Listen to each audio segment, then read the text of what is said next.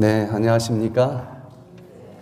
2011년 시작하는가 싶었는데 벌써 12월 마지막 달을 맞이하게 됐습니다. 알파이신 하나님이 있는가 하면 또한 오메가 되시는 하나님도 있습니다. 이 세상이 시작이 됐는가 하면 틀림없이 끝나는 날도 있을 것입니다. 주님께서 가르쳐 주신 여러 가지 시대의 징조들을 살펴볼 때 그 마지막이 얼마 남지 않았다고 하는 것을 느끼게 됩니다. 그래서 특별히 이 연말은 그냥 수없이 반복되는 연말이 아니고 언젠가 지구 역사가 맞춰지는 그 마지막도 있을 텐데 과연 우리가 한평생 살아온 이 인생을 어떻게 마무리 짓고 어떻게 정리하면서 부족하지만 여전히 십자가의 예수 그리스도를 쳐다보면서 이 세상으로 끝나는 것이 아니라 저 영원한 하늘에 들어갈 수 있을까 깊이 생각해보고 또한 기도할 수 있는 그런 연말인 것 같습니다. 우린 지난 한 주일 동안 특별히 1년을 뒤돌아보는 연말 기도주의를 보냈습니다. 여기에 오셔서 하신 분들도 있을 것이고 또한 집에서 하신 분들도 있을 것이고 아직 지난 1년을 정리하지 못했다고 하면 12월 달 이 한 달 동안 우리 지난 1년의 생애를 뒤돌아보면서 기도로 예수님을 만날 수 있게 되기를 바랍니다. 그리고 예수님과 더불어 지난 뒤안길의 여러 가지 죄악의 발자국들 십자가의 보혈로 깨끗이 씻어버리고 여전히 소망찬 2012년 새해를 맞이할 수 있게 되기를 간절히 바랍니다. 그래서 오늘 이 시간에는 기도가 무엇인지 아는 사람들이라고 하는 제목으로 같이 은혜를 나누기를 원합니다. 기도 그냥 하면 되는 거지 무슨 기도가 무엇인지 아는 사람이 있겠는가 그렇게 생각을 하는데 여기 누가복음 11장 1절을 보니까 우리 같이 한번 읽어보겠습니다. 시작. 예수께서 한 곳에서 기도하시고 마치심에 제자 중 하나가 여짜오되 주여 요한이 자기 제자들에게 기도를 가르친 것과 같이 우리에게도 가르쳐 주옵소서. 그리스도인에게 있어서 어찌하면 가장 중요한 것이 기도하는 생활이 아닌가 그렇게 생각이 됩니다. 기도를 하기는 했는데 왜 응답이 없을까?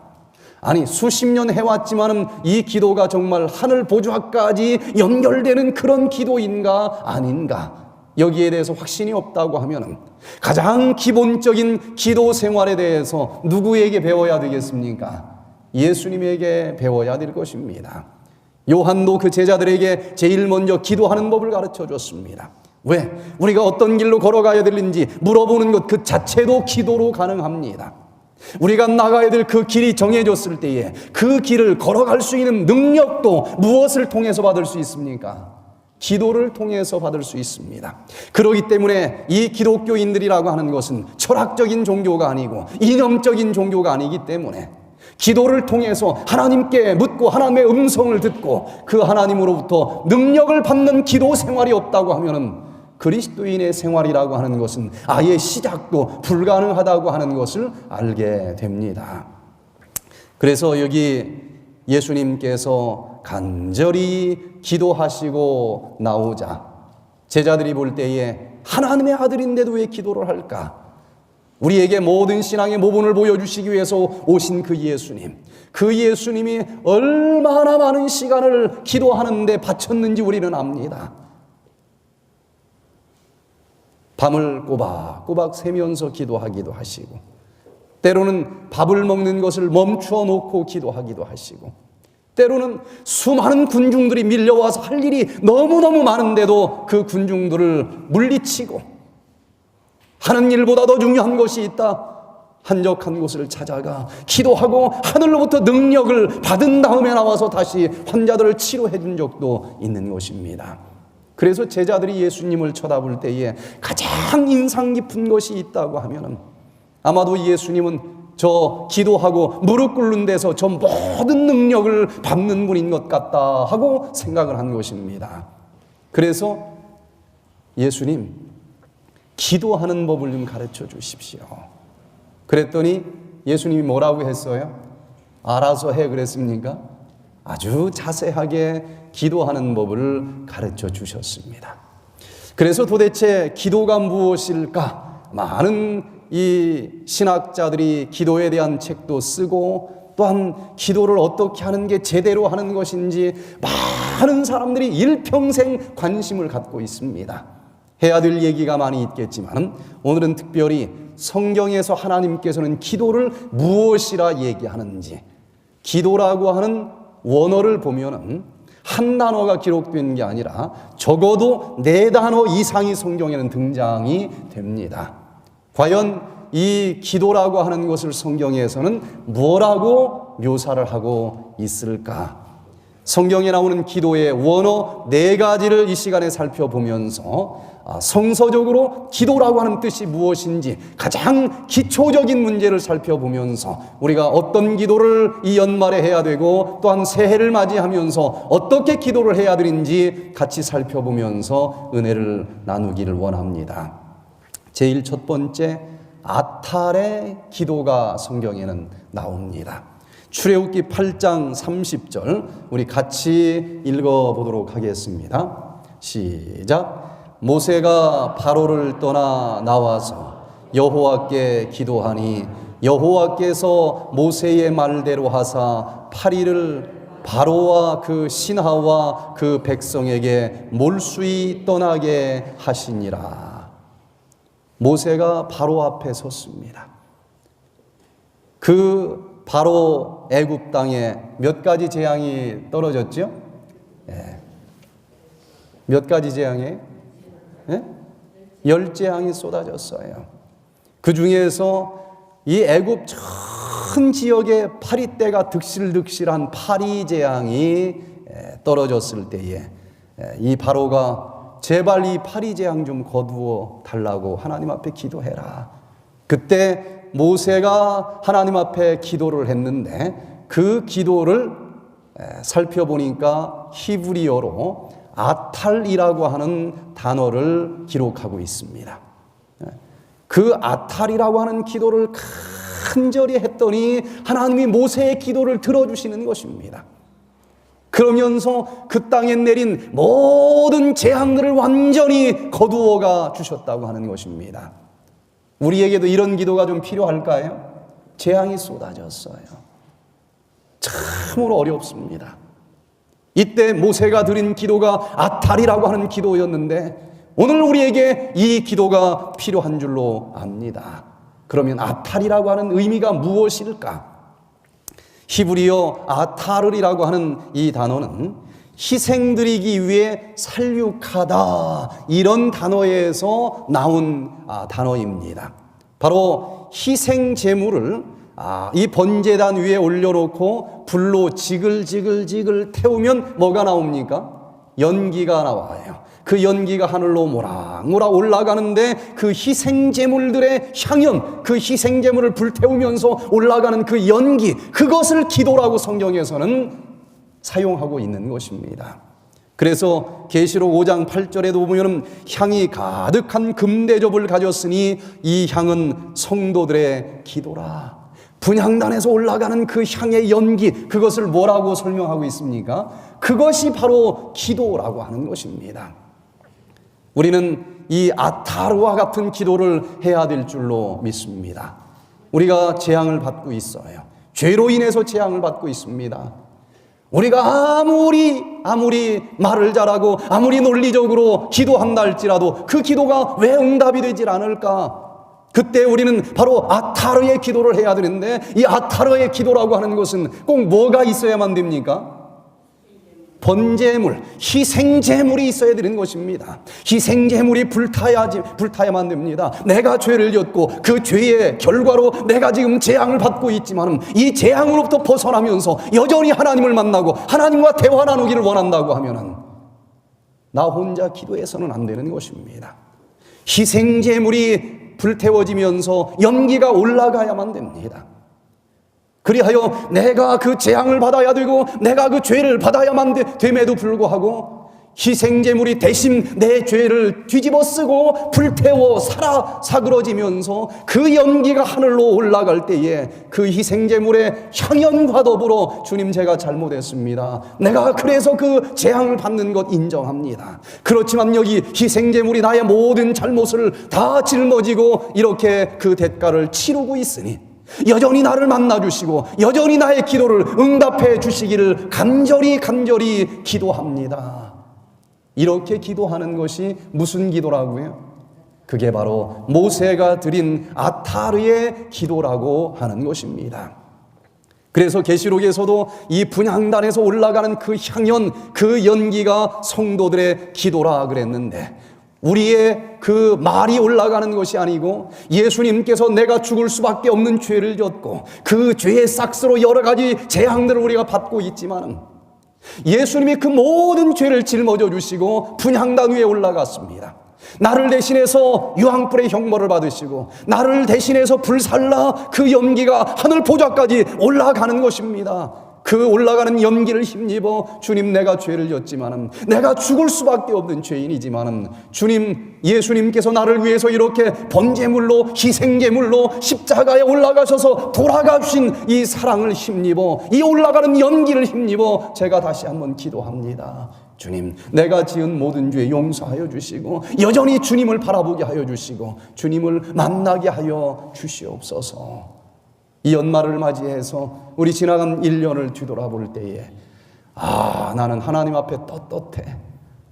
얼굴 바짝 들고 난 쳐다볼 자신이 있어. 그런 사람 혹시 하나라도 있습니까? 이 아타르의 기도를 우리에게 가르쳐 주시지 않았으면 우린 벌써 끝났습니다. 얼굴을 들 수도 없어요. 그러나 여기 예수님이 십자가에서 번제물로 이 불살라지면서 그 온몸으로 우리의 기도를 안고 저 하늘 보좌까지 향연으로 올라가 주신 것을 인해서 감사드리면서 다시 한번 지나간 1년 뒤돌아보고 이 예수 그리스도의 십자가에서 올라가는 그 향연을 힘입어 기도할 수 있는 우리 모두가 되시기를 간절히 바랍니다. 그런데 성경에 보면 그때 올라가는 이 향연을 그냥 아무 연기나 불태워서 되는 게 아니고 특별한 요런 재료를 넣어가지고 그 연기를 만들어야 된다 하고 가르쳐 주셨습니다. 출애굽기 30장 34절 35절에 나오는데 우리 같이 한번 읽어보겠습니다. 시작. 여호와께서 모세에게 이르시되 너는 소합향과 나감향과 풍자향의 향품을 취하고 그 향품을 유향에 섞되 각기 동일한 중수로 하고 그것으로 향을 만들되 향 만드는 법대로 만들고 그것에 소금을 쳐서 성결하게 하고, 아무거나 낙엽 태워서 연기 올라가게 하고 기도하면 되는 게 아닌 것입니다. 아주 구체적으로 이 성도들의 기도는 이런 연기여야 된다라고 가르쳐 주셨는데, 제일 먼저 뭐가 들어가야 됩니까? 소합향이 들어가야만 됩니다. 두 번째 또 뭐가 들어가요? 나감향이 들어가야만 됩니다. 세 번째는 풍자향이 들어가야 되고, 마지막으로 유향을 넣어야 되고, 그리고 제일 마지막으로 성결하게 구별하는 뭘 넣어야 돼요? 소금을 넣어야만 됩니다. 꼭 이렇게 만들어야 돼요. 그렇지 않으면 절대 안 됩니다. 이건 기도가 아닌 것입니다. 다른 연기하고는 달라요. 그 향기가 아주 묘한 향기, 그리고 이 향은 어떤 사람도 사용할 수가 없도록 금지되어 있습니다. 누구만 받을 수 있어요? 하나님만 받을 수 있는 향기입니다. 이게 도대체 무슨 의미일까? 우리의 기도가 이래야 된다는 것인데 소합향을 넣으라 그랬습니다. 우리의 기도 속에 소합향이 들어있어야 된다는 얘기가 되는 것입니다. 소합향은 우리가 잘 아는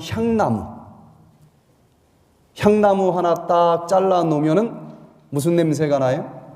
향내가 나는데 팍 비벼야 냄새가 납니까? 두들겨 패야 냄새가 납니까? 그냥 내버려 둬도 냄새가 납니까? 내버려둬도 이 냄새는 나는 것입니다. 그래서 이 그리스도인들이 드리는 기도는요, 억지로 쥐어 짜가지고 향내내게 하는 게 아닌 것입니다. 그냥 가면 향기가 나야 돼. 그런 삶을 살아야 되는 것입니다. 기도도 힘들게 막 용트름 치면서 하는 게 아닙니다. 그냥 아침에 일어나면 숨 쉬듯이 기도하는 거예요. 잠자기 전에 기도해야지 막 몸부림치면서 하는 게 아니라 그냥 잠자기 전에 이게 생활인 것입니다. 그냥 자연스럽게 기도하는 거예요. 기도가 숨 쉬는 것처럼 그렇게 자연스럽게 기도하면서 그 기도를 통해서 이 소야향에서 나는 향기처럼 그 그리스도의 향기가 물씬 풍길 수 있는 그런 우리 모두가 되시기를 간절히 바랍니다. 또 나감향 자료를 넣어야 된다 그랬습니다. 나감향이라고 하는 것은 조개 종류인데 조개의 껍데기입니다. 아무 조개는 아니고 특별한 조개가 있어요. 그 조개 껍데기인데 그걸 코에다 대고 맡으면 냄새가 나요, 안 나요? 아무 냄새도 안 납니다. 이 향은. 이건 그냥 넣으면 안 되고 이 절구통에 넣어가지고 막 빻아야만 됩니다. 가만히 놔두면 냄새가 안 나는데 진 이겨지고 빠지면 빠질수록 그 향기가 더욱더 진하게 멀리 풍겨나는 그런 특별한 향입니다. 예수님께서 살아온 그 생애 자체가 우리에게 향기로웠어요. 또한 그 예수님께서는 그냥 그렇게 심심해서 향기를 우리에게 주신 것이 아니고 겟세마네 동산에서 피땀이 나오는 그 지경까지 우리를 위해서 기도하셨고 골고다 언덕에서 온몸이 다 갈기갈기 찢겨지고 빠지고 부서지면서 우리에게 기도의 향연으로 올라가신 것입니다. 작은 그리스도인으로서 살아간다고 하는 것은 어쩌면 이 나감향과 같은 그런 경험을 해야 되는지도 모릅니다. 살아가는 세상이 만만치가 않습니다. 때로는 잠을 못 잘 때도 있습니다. 때로는 며칠씩 금식하면서 마음을 찢으면서 하나님 앞에 기도하는 그런 기도도 있어야 된다고 하는 것입니다. 그러나 그 고난 속에서 드리는 그 기도가 하나님 앞에 다 상달리면서 여전히 하나님이 그 기도를 들어주시고 여전히 우리를 위로해 주시고 우리를 안아주시고 그 십자가의 고난으로 끝나는 것이 아니라 부활의 승리와 기쁨을 우리에게 선물해 주시는 그 나감향과 같은 놀라운 기도의 사람들이 될 수 있기를 간절히 바랍니다. 또한 거기에 풍자향도 넣어야 된다 그랬는데 이 풍자향은 고무나무에서 나오는 향입니다. 이 향은 왜 사용이 되는가? 소독제로 사용되는 향입니다. 뭔가 잘못된 게 있어요. 그럼 이 향은 균을 죽입니다. 소독을 시켜주는 것입니다. 이미 지난 1년을 뒤돌아보니 내 마음속에 여러 가지 죄악이라고 하는 균이 들어왔어요. 죄악의 바이러스가 들어왔습니다. 이 바이러스가 내 마음속에만 가만히 있지도 않아요. 전염성이 있습니다. 어느새 내 입에 들어왔던 그 죄악의 바이러스가 이 사람 저 사람에게 다 옮겨 붙는 경우도 봅니다. 어찌해야만 됩니까? 하지만 여기 풍야향을 주신 것처럼 예수님께서 어떤 죄악이 내 마음속에 이미 뿌리가 뿌려졌다 할지라도 그 예수님을 영접하면서 기도하기만 한다고 하면 그 모든 죄악의 모든 독소들을 완전히 소독시켜 주실 수 있는 분인 것을 인해서 감사드리시기를 바랍니다. 그래서 지난 1년 동안 어떤 죄악의 바이러스가 내 마음속에 들어왔다 할지라도 상관이 없는 것입니다. 이 풍자향의 향연을 맡으시게 되기를 바랍니다. 그러면서 그 모든 죄악을 다 소독시키고 있었지만 없는 것처럼 다 멸절시키고 여전히 새롭게 태어난 사람처럼 2012년을 바라볼 수 있는 우리 모두가 되시기를 간절히 바랍니다. 또 거기에 무슨 향을 넣어야 된다고 그랬죠? 유향을 넣어야 된다. 성경에서 보니까 유향은 언제 뿌리던가요? 사람이 죽었을 때 썩은 시체 냄새나는 그 시체에다가 유향을 뿌리는 것을 우리는 성경에서 봅니다. 우리가 좀 죄악의 바이러스가 들어온 정도가 아니고 이미 나는 영적으로 죽은 시체에 지나지 않는지도 모릅니다. 그럴지라도 이 유향의 향연이 되어주신 예수 그리스도를 영접하시고 기도하시길 바랍니다. 그 유향이 뿌려지면 그 시체의 악취를 완전히 제거해 주는 일을 합니다. 내가 이미 죽었어요. 가는 데마다 입만 벌리면 썩은 시체 냄새가 납니다. 그럴지라도 이 유향으로 나에게 기도의 향연이 되어 올라가신 그 예수 그리스도 믿음으로 영접하기만 한다고 하면은 그런 적도 없는 것처럼 그 죄악의 썩은 냄새 완전히 제거해 주시고 여전히 기도드리면 하나님께서 응답해 주실 만한 그런 아름다운 그리스도의 향기가 날 수 있도록 만들어주신 그 희생 제물 되신 예수 그리스도를 인해서 감사드리시기를 바랍니다. 마지막으로 그 위에 뭘 뿌려야 된다 그랬죠? 소금을 뿌려야 된다. 소금을 뿌리는 목적이 뭘까요? 썩지 않게, 거룩하게 여전히 썩지 않고 성결될 수 있도록, 이제 다시는 저 세상 사람들과 함께 섞여 있지만 섞여 있을지라도 똑같이 타협하고 똑같이 양심을 팔고 똑같이 죄악으로 썩어지는 사람이 되지 말라고 하는 예수 그리스도의 뜻인 줄로 압니다. 오늘도 그냥 기도하는 것이 아니고 예수님께서 우리의 기도가 하늘까지 올라가기 위해서, 나의 기도는 냄새나는 기도일진 모르지만 이 예수님이 친히 이 땅에 오셔서 만들어주신 이 기도의 향연을 맡으면서 이 향연이 나의 기도를 완전히 감싸주면서 하늘 보좌에까지 이 기도가 올라갈 수 있도록 해주신 것을 인해서 감사드리고, 이 아타르의 기도가 우리의 기도가 될 수 있기를 바랍니다. 그래서 무릎 꿇을 때마다 이사야 53장 5절 6절에 있는 말씀처럼 그가 찔림은 우리의 허물을 인함이요 그가 상함은 우리의 죄악을 인함이라. 그가 징계를 받음으로 우리가 평화를 누리고 그가 채찍에 맞음으로 우리가 나음을 입었도다. 우리는 다 양 같아서 그릇 행하며 각기 제 길로 갔거늘 여호와께서는 우리 무리의 죄악을 그에게 담당시키셨도다. 아타르의 기도를 할 때마다 내가 짊어지고 온 지난 1년의 죄악을 어디에다 내려놓는 것입니까? 여기 희생제물 되신 예수 그리스도 십자가 위에 내려놓는 것입니다. 내가 그 죄 때문에 채찍을 맞아야만 되는데 예수님이 대신 채찍을 맞아주셨고, 내가 손가락질 당해야만 되는데 예수님께서 대신 손가락질 당하고 침뱉음 당하고 모욕을 당하면서 그 번제물이 되어주신 그 십자가를 바라보면서 감히 용기를 낼 수 있게 되기를 바랍니다. 주님, 이 모든 죄 주님께서 다 갚아주신 것 참으로 감사를 드립니다. 감히 다시 한번 이 모든 죄 주님께서 용서해 주셨다고 하는 것을 믿으면서 하늘 아버지 쳐다봅니다. 내가 기도합니다. 주님, 이 기도 응답해 주시옵시고 그 죄악으로 인해서 이 땅에 떨어진 내 삶의 현장에 내 가정 위에 떨어진 이 모든 재앙을 거두어가 주시옵소서. 그냥은 안 되지만 아타르라고 하는 기도를 하면은 그 죄를 대신해서 다 불태워 희생제물이 된 십자가 예수 그리스도를 바라보면서 기도하면은 구약 성경에서 그러했듯이 그 재앙이 그 순간 싹 사라진다고 하는 놀라운 축복을 보는데, 그 축복이 오늘 우리 모두에게 임할 수 있게 되기를 간절히 바랍니다. 그뿐만 아니라 예수님의 희생제물을 의지해서 기도할 뿐만 아니라 로마서 12장에서는 내가 또 다른 산제물이 되는 삶을 살아야 된다라고 말씀을 하십니다. 그러므로 형제들아, 내가 하나님의 모든 자비하심으로 너희를 권하노니 너희 몸을 하나님이 기뻐하시는 거룩한 산 제사로 드리라. 이는 너희의 드릴 영적 예배니라. 이제는 나 자체가 산 제물이라는 것입니다. 내 몸 전체를 살아있는 제물로 드리는 삶을 살아라는 것입니다.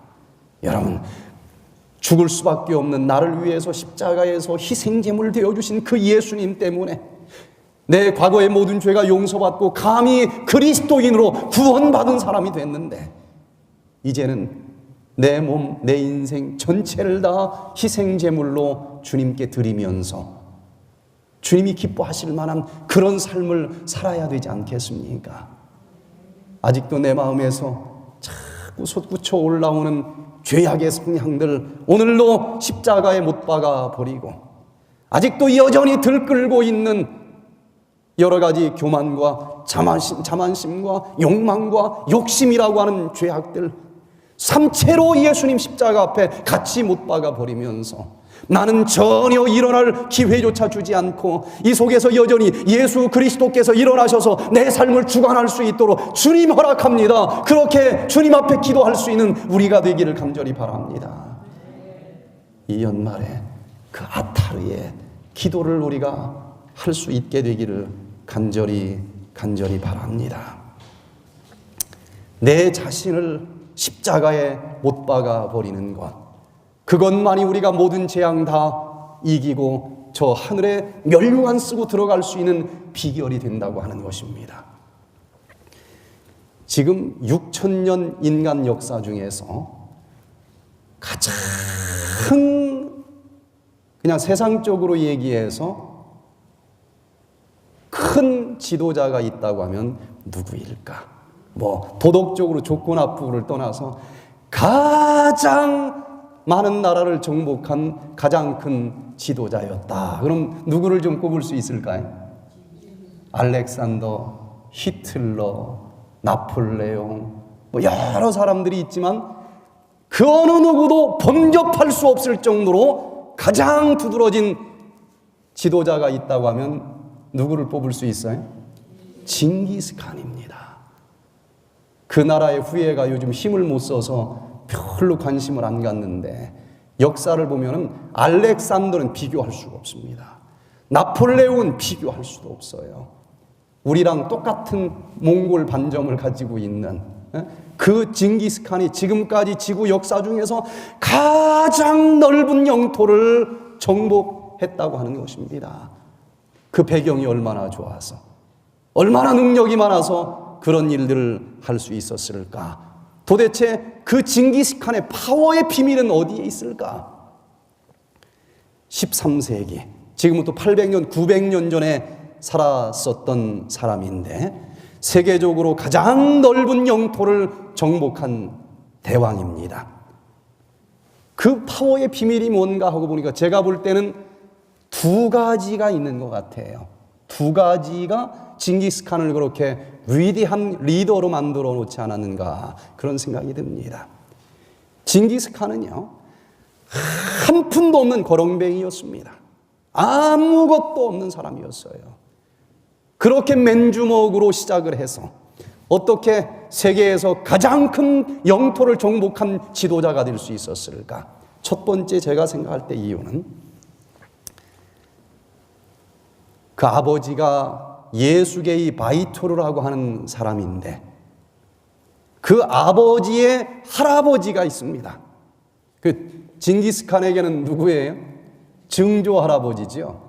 뭐 옛날 조상인 것입니다. 그런데 그 증조 할아버지가 이미 몰락한 몽골의 그 울루스라고 하는 나라의 초대 칸이었어요. 초대 왕이었습니다. 그러나 지금은 몰락했어요. 그런데 징기스칸의 아버지가 나는 왕의 후예다, 이런 자부심을 가지고 내가 한번 다시 그 영예를 한번 찾아봐야 되겠다, 굉장히 큰 야심을 가지고 도전을 했습니다. 그런데 그 꿈이 이루어지지 않고 그만 그 징기스칸이 8살, 9살 때 그 숙적인 타타르 부족에게 독살을 당합니다. 그러니까 역적인 거예요, 역적. 징기스칸은 역적의 아들인 것입니다. 그래서 몸 하나만 반드시 도망와서 세상에서 숨어 살아야 되는 역적인 것입니다. 거지도 상거지가 없어. 거지도 마음대로 못하는 그런 역적의 자식입니다. 얼마나 고생을 많이 하는지 몰라요. 그런데도 이 징기스칸의 마음속에는 나는 그냥 떠돌이가 아니다, 나는 그냥 빈털터리가 아니다. 누구의 후예라는 거예요? 왕의 후예라는 것입니다. 왕의 피가 흐르고 있다는 거예요. 여러분, 이 세상에서 우리가 나그네처럼 똑같이 살아가는 것처럼 보이지만 우리는 저 세상 만물을 만드신 창조주 하나님의 자녀라고 하는 그 영적인 자부심을 갖고 살아가시게 되기를 바랍니다.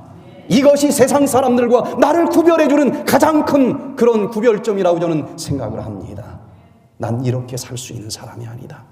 비록 내가 저 사람들과 똑같은, 아니 그보다 더 낮은 곳에서 지금 방황하고 있는지는 모르지만 난 이렇게 살 사람이 아니야. 하늘아버지의 아들이다, 하늘아버지의 딸이다. 이 영적인 자부심을 가지고 그 큰 비전을 여전히 놓치지 마시고 여전히 그 하늘의 자녀답게 살아야 되겠다고 하는 꿈을 가지고 전진하고 전진할 수 있게 되기를 바랍니다.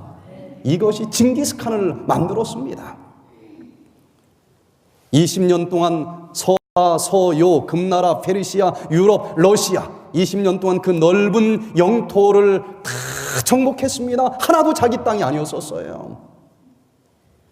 어떻게 빈털터리에서 이렇게 만들었을까? 전 개인적으로 징기스칸이라고 하는 인물에 대해서 참 관심을 많이 갖고 싶어졌어요. 이야, 어떻게 이게 가능했을까? 이 넓은 영토가 자그마치 770만 평방킬로미터나 되는데 알렉산더가 얼마나 많은 영토를 정복했다고 그래요? 근데 알렉산더가 정복한 모든 땅덩어리, 나폴레옹이 정복한 모든 땅덩어리, 히틀러가 정복한 모든 땅덩어리를 다 합친 것보다 더 넓은 영토라고 얘기를 합니다. 비교가 안 되는 거예요. 그 징기스칸 파워의 비밀을 이렇게 이야기합니다. 집안이 나쁘다고 탓하지 말라. 나는 9살 때 아버지를 잃고 마을에서 쫓겨났다. 그러나 누가 뭐라 해도 나는 몽골 울루스의 초대 칸의 후예이다. 가난하다고 말하지 말라. 나는 들쥐를 잡아먹으며 연명했고 목숨을 건 전쟁이 내 직업이고 내 일이었다. 작은 나라에서 태어났다고 말하지 말라. 그림자 말고도 친구도 없고 병사로만 10만, 백성은 어린애 노인까지 합해서 200만도 되지 않았었다. 배울 게 없다고, 힘이 없다고 탓하지 말라. 나는 내 이름도 쓸 줄 몰랐으나 남의 말에 귀를 기울이면서 현명해지는 법을 배웠다. 너무 막막하다고, 그래서 포기해야겠다고 말하지 말라. 나는 목에 칼을 쓰고도 탈출했고 뺨에 화살을 맞고 죽었다 살아나기도 했다. 그런데 그 모든 이야기를 다 읽어봐도 징기스칸은 내가 진짜 이런 파워를 가진 비결이 어디 있는 줄 아느냐 하면서 마지막 구절에 기록을 해놓고 있는데, 적은 밖에 있는 것이 아니라 내 안에 있었다. 나는 내게 거추장스러운 것은 깡그리 쓸어버렸다. 두려움에 떨고 있는 나를 죽이고 나를 극복하는 그 순간 나는 징기스칸이 돼 있었다. 결국은 저 밖에 있는 것은 적이 되지 못합니다. 어떤 환난이든지 어떤 역경이든지 어떤 나를 손가락질하는 사람이든지 그 어떤 것도 나를 무너뜨릴 수는 없습니다. 문제는 내 안에 있습니다. 오늘 그 주님께서는 그 나를 십자가에 못 박아버리라 얘기합니다. 나를 죽이고 이 속에 내가 사는 것이 아니라 예수 그리스도께서 살 수 있도록 허락하기만 한다고 하면 징기스칸은 이 세상의 최고의 왕이었는지 모르지만 우리는 저 하늘의 왕자가 될 수 있습니다. 연약한 내 자신의 욕심과 죄악의 성능과 여러 가지 욕심들을 다 못 박아버리고 이 속에 하늘의 왕 되시는 예수 그리스도께서 들려주시는 음성대로 살아가면서 저 하늘 큰 넓은 곳을 통치할 수 있는 우리 모두가 될 수 있기를 간절히 바랍니다. 두 번째, 이 성경에 보면 또 다른 기도라고 하는 단어가 나옵니다. 라카쉬라고 하는 단어가 나오는데 우리는 이런 기도도 해야만 됩니다.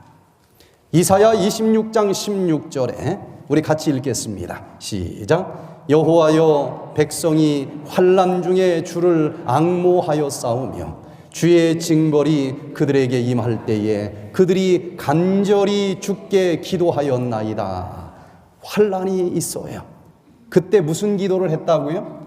원어를 보니까 라카쉬의 기도를 했다는 것입니다. 근데 이 라카쉬라고 하는 말은 무슨 뜻인가 하면은 속삭이다, 그런 뜻이에요. 귀에다 대고 소곤소곤 귓속말을 하다, 그런 뜻입니다. 여러분, 우리가 예수님에게 소곤소곤소곤하는 기도를 하면 됩니까? 안 됩니까? 된다는 거예요.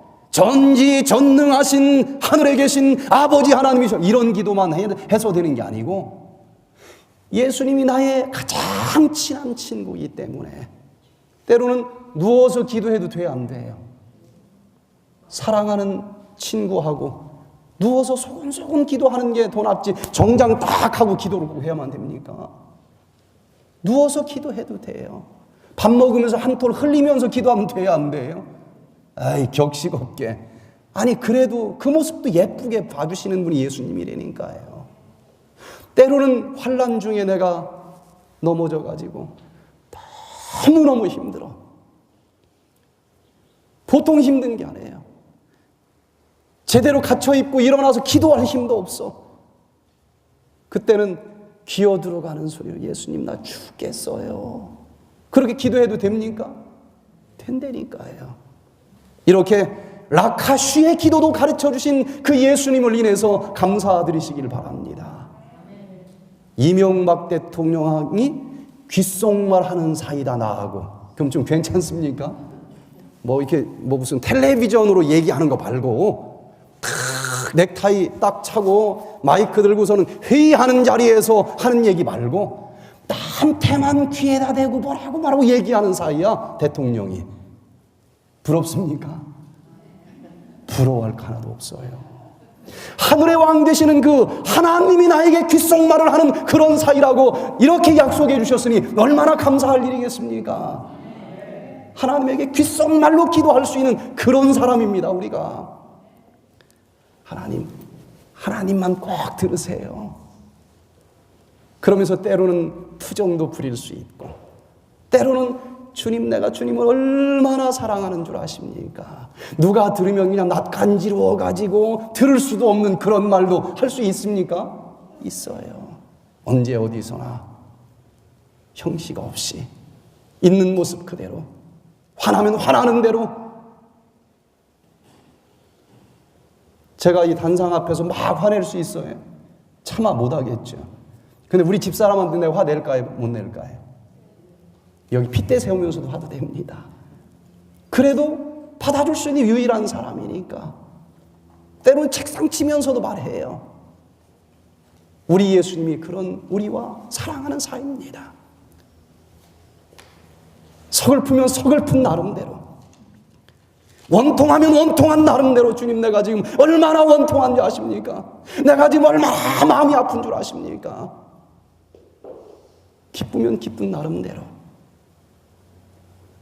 가장 힘든 환난 날 속삭일 수 있고 귓속말 할 수 있는 그런 기도를 우리에게 가르쳐 주신 그 예수님을 인해서 감사드리시길 바랍니다. 그 예수님이 오늘 우리를 만나 주시는 것입니다.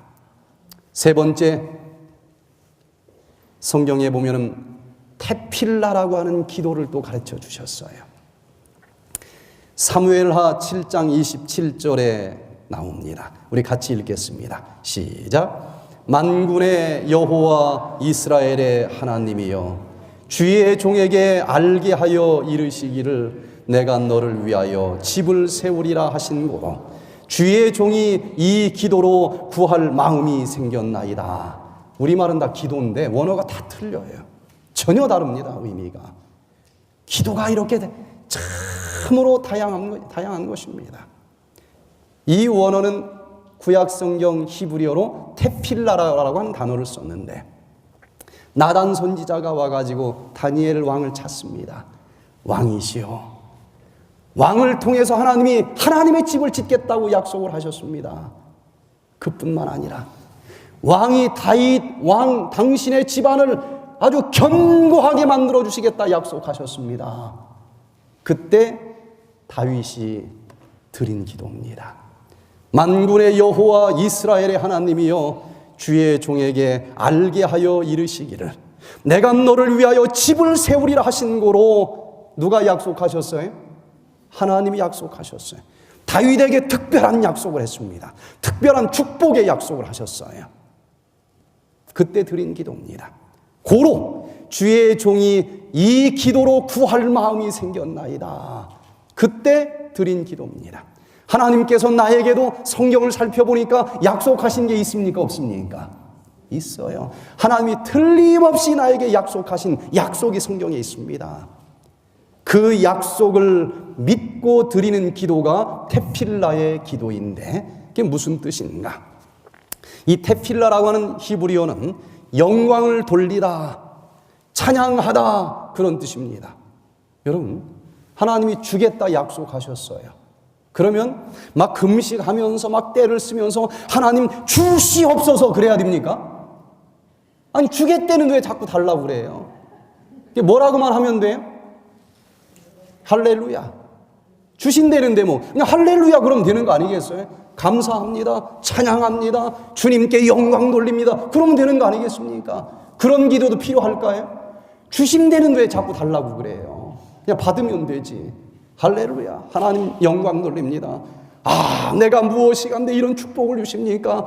그냥 박수치고 노래 부르고 찬양하면서 하나님께 영광 돌립니다. 하나님 감사합니다. 그런 기도도 있어야 되지 않겠습니까? 하나님이 우리를 감히 도대체 뭐가 잘났다고 남은 무리로 삼아주시겠다 약속을 하셨습니다. 하나님께 영광 돌려야 되지 않겠습니까? 하나님께 찬양해야 되지 않겠습니까? 하나님께 찬송과 영광을 올리면서 이젠 내가 그 약속 믿으면서 그런 사람답게 살면 되는 것입니다. 남무리답게 살면 되는 것입니다. 나침판이 언제나 남과 북을 가리키듯이 그렇게 양심을 팔지 않고 정확하게 하나님만 바라보면서 남은 무리답게 살아가면서 주님께 영광 돌리고 주님께 찬송 돌리면서 그렇게 살아가는 온몸으로 드릴 수 있는 그런 기도의 사람들이 될 수 있기를 간절히 바랍니다. 그분은 나와 함께 걸으시며 그분은 나와 함께 이야기하시네.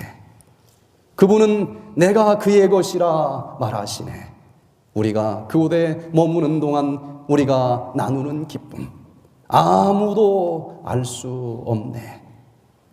우리가 그 약속하신 예수님, 나와 함께 거하시겠다 약속하셨고 어떤 환난과 역경이 밀려온다 할지라도 내가 불 속에 지나가면 그 불 속에 내가 함께 할 것이고 내가 물 속에 들어가면 내가 물 속에 너와 함께 할 것이고 아무리 많은 환난이 있다 할지라도 네 머리털 하나 그슬리지 않도록 내가 지켜줄 것이고 틀림없이 너를 내가 하늘까지 남은 무리로 만들어 데리고 갈 것이라 약속해 주신 그 예수님과 함께 어디를 간들 무슨 상관이 있습니까? 같이 있는데 어디를 가든지 찬양과 영광을 올리면서 기쁨으로 노래 부르면서 하나님 감사합니다, 주님이 함께 하는데 내가 두려울 게 어디 있습니까?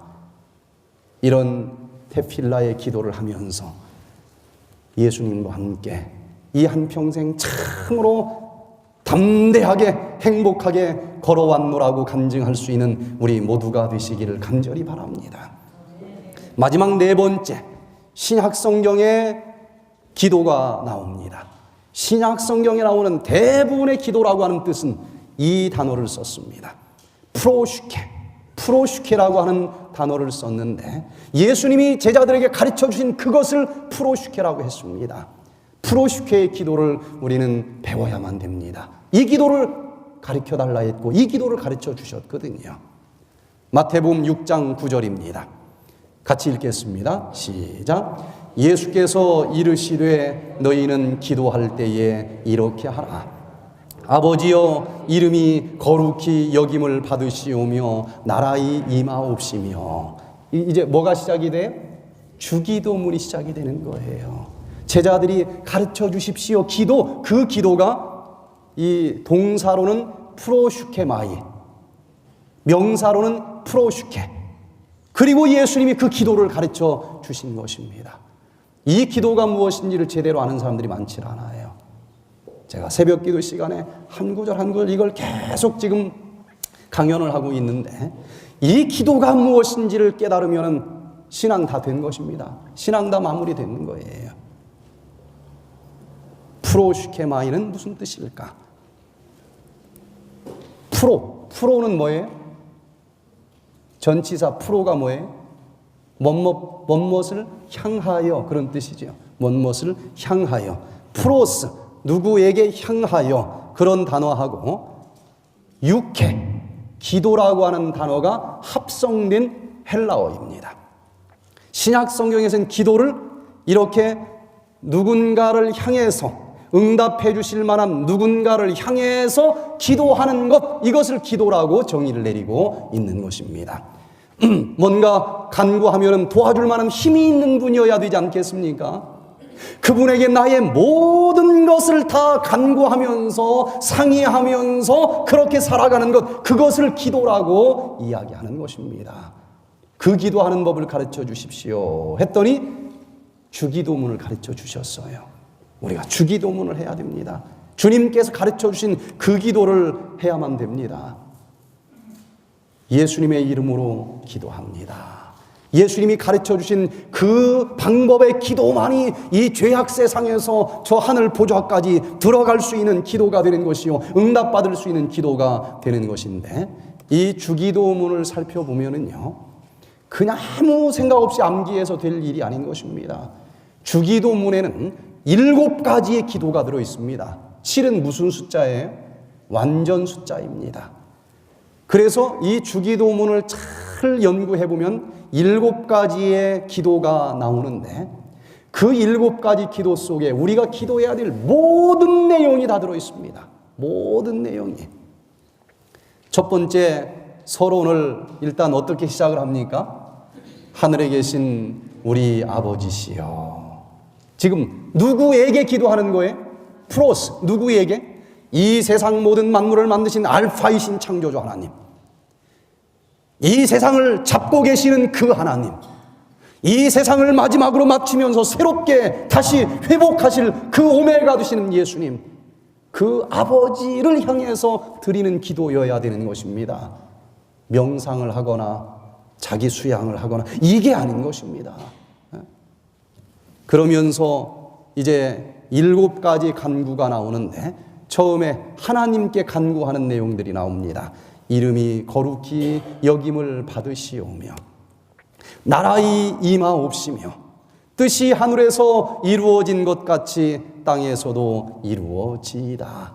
이 하나하나가 얼마나 엄청난 의미가 담겨져 있는지 몰라요. 그 다음에 인간에 대한 간구가 들어 있습니다. 일용할 양식을 주옵시고. 필요합니까? 필요하죠. 우리가 우리에게 죄 지은 자를 사하여 준 것 같이 우리의 죄를 사하여 주옵시고, 시험에 들게 하지 마옵시고. 그러면 지금 몇 가지 간구가 나왔죠? 6가지 간구가 나왔죠? 마지막으로 나라와 권세와 영광이 아버지께 영원히 있사옵니다. 이 내용들을 이제 새벽 기도 시간에 하나씩 살펴보는데, 이 기도가 무슨 기도라고요? 프로슈케 기도라는 것입니다. 여러분, 주님께서 우리에게 필요한 모든 것을 주실 수 있습니다. 이제는 내 힘으로 살아가려고 하지 마시고 프로슈케, 모든 것을 잡고 계시는 그 아버지 하나님을 찾아가서 물으시고 간구하시고, 그리고 그 주님께서 주시는 힘으로 살아갈 수 있는 우리 모두가 되시기를 간절히 바랍니다. 어떤 사람은 아이고 저 기도 못해요, 그런 사람 있어요, 없어요? 많아요. 여기 좀 대표 기도 좀 하시죠. 그러면 아이고 저 기도 못해요. 근데 이 세상에서 말이 성립되지 않는 말이 하나가 있는데, 저 기도 못해요, 이건 말이 성립이 안 되는 말이에요. 그런 말 자체가 없는 겁니다. 근데 어떻게 그 말을 만들어냈는지 모르겠어요. 아이고 나는 기도 못합니다, 이건 말 자체가 성립이 안 된다니까요. 왜? 기도가 뭔지를 몰라서 그래. 기도는 수학이 아니니, 기도의 횟수가 기도의 힘이 되는 것은 아니며, 기도는 수사학이 아니니 기도의 웅변이 기도의 힘이 되지도 못하며, 기도는 기하학이 아니니 그 기도의 장단이 기도의 힘이 되지 못한다. 기도는 또한 음악도 아니니 그 음성의 아름다움이 힘이 되지도 못한다. 기도는 또한 논리학도 아니니 그의 논조가 문제가 되지도 못하며, 기도의 순서 정연한 그 방법이 기도의 힘이 되지도 못한다. 심지어는 하나님이 가장 관심을 두시는 신학까지도 기도의 힘은 되지 못하나니 그 교리가 아무리 좋게 들린다 하여도 기도의 힘은 되지 못한다.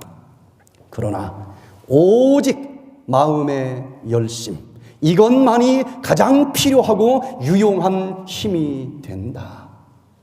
다 소용없습니다. 기도를 못한다는 얘기는 기도를 논리적으로 못한다는 얘기일 거예요. 그러나 그 논리가 선다고 해서 그 기도가 응답받는 것은 아니라는 것입니다. 기도를 못한다는 얘기는 내가 음성이 별로 유창하지 못하다 그 얘기일는지는 모르지만 아무리 유창하게 기도해도 그 기도가 응답되는 것이 아니라는 것입니다.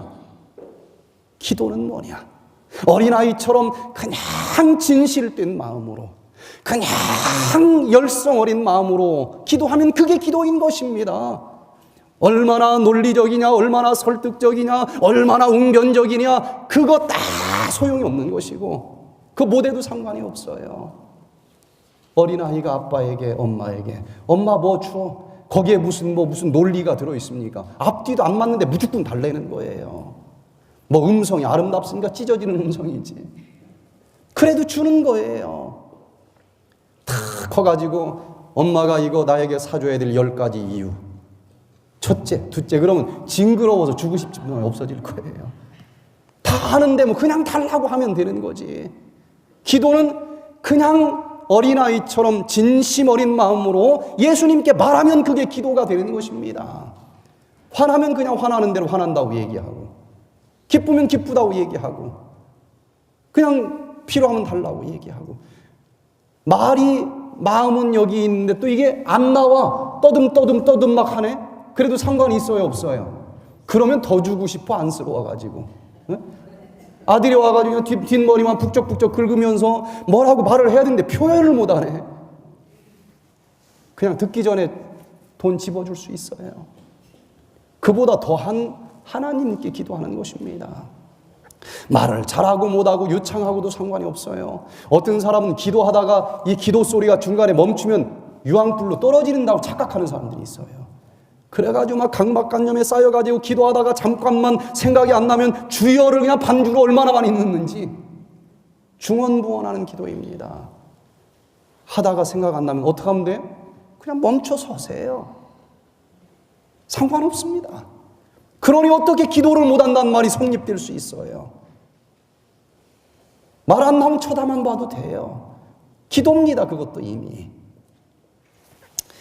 지난 2011년을 뒤돌아보면서 기도 아니고는 우리가 2012년을 쳐다볼 수가 없다는 것을 우리는 생각하게 됩니다. 성경에서 한 가지의 기도가 아니고 우리의 필요에 따라서 아주 다양한 개념의 기도를 가르쳐 주셨으니 이런 깊은 기도, 정말 진심 어린 마음으로 예수님을 만나면서 대화하는 그런 삶을 살면서 이제 지나간 한 해를 마무리 짓고 그리고 어린아이처럼 아주 단순하게 예수님 찾으면서 예수님 손 꼭 잡고 2012년을 출발할 수 있는 우리 모두가 되시기를 간절히 바라면서 오늘 말씀을 마치겠습니다.